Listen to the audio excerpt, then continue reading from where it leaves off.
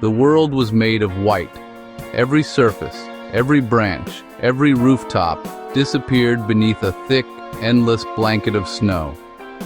It was as if the world itself had been erased and redrawn in shades of pale silence, the familiar transformed into something both magical and strange. Snow fell from a white sky, muffling every sound, turning the world into a quiet dream. Alara pressed her nose to the cold window pane, her breath fogging the glass as she watched the empty street and the bowed, silent trees. The world outside seemed paused, waiting. She pulled on her boots and her grandmother's yellow hat, the one that always made her feel brave, and stepped into the silent dream outside. Each step crunched softly beneath her feet, her only company in the vast, white quiet. The cold air tingled on her cheeks, making her feel awake and alive.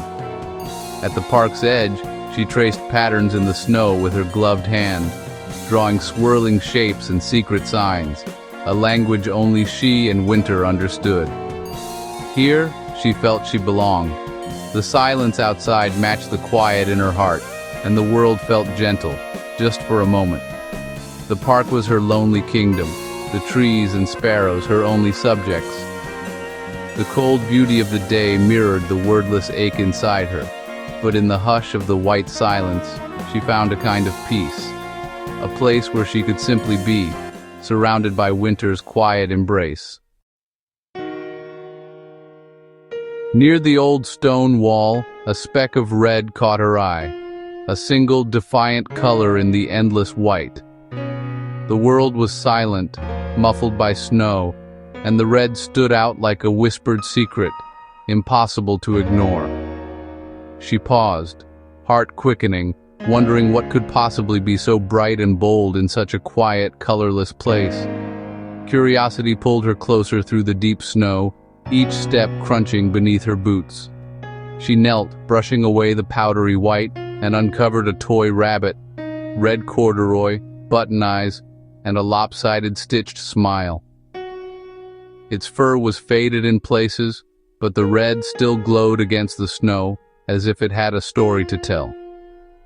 It felt old, loved and forgotten, lonely, like her. She cradled it gently, feeling a strange heaviness, as if it carried more than stuffing inside. The rabbit seemed to hum with memories, its stitches holding secrets from another time, another child. She wondered who had lost it, and how long it had waited here in the cold. Deciding not to leave it buried and alone, she tucked it inside her coat, close to her heart. As she left, she noticed her footprints were the only ones. No tracks led to the rabbit, as if it had simply appeared for her, out of the snow and silence. It was as if it had been waiting just for her, a secret companion in the winter stillness.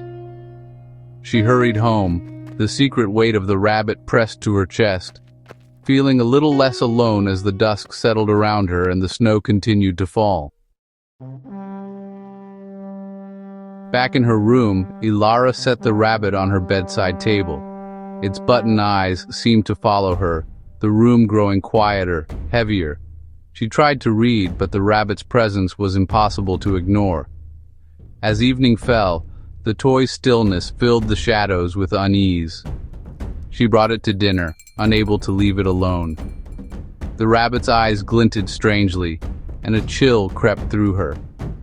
That night she lay in bed, the rabbit's presence a heavy weight in the darkness. It felt less like a toy she'd found, and more like something that had found her. Sleep was elusive, slipping through her fingers like mist. Every sound in the house made her jump, her nerves stretched thin by the howling wind outside and the creaks of the old floorboards. Shadows seemed to move in the corners of her vision, and the cold air pressed in from every side, making her shiver beneath the heavy blankets. In the moonlight, the rabbit's silhouette seemed to shift, its ears twitching ever so slightly, as if listening to secrets carried by the wind.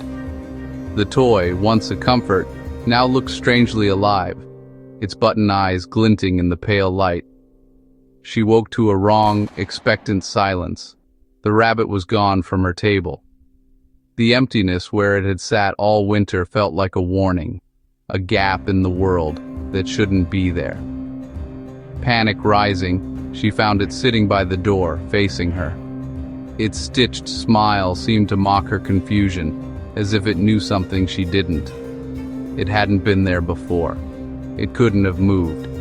Yet there it was, waiting, as if it had chosen its new place deliberately. She stared, frozen, as dread twisted inside her breath catching in her throat. The room felt colder, the silence deeper, as if the house itself was holding its breath. The rabbit was no longer just a lost toy. It was a vessel for something old and sorrowful, something that had waited in the shadows for far too long.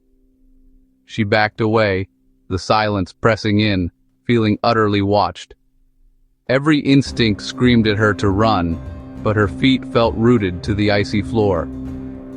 The watcher was no longer at the edge of her vision. It was right there on her floor, its presence undeniable and chilling. The night stretched on, heavy with fear, as the wind whispered secrets only the rabbit seemed to understand.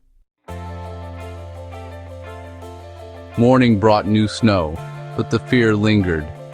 The rabbit was back on her table. Had she imagined it all? The memory of its midnight movement was too vivid to dismiss. She knew she couldn't keep it. The dread was too much.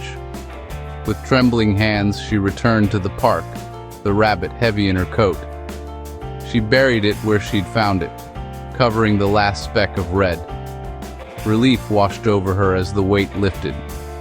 A gust of wind whispered through the trees, carrying a faint, forgotten laugh. Some things lost in the snow are never truly gone. They wait, echoing in the silence.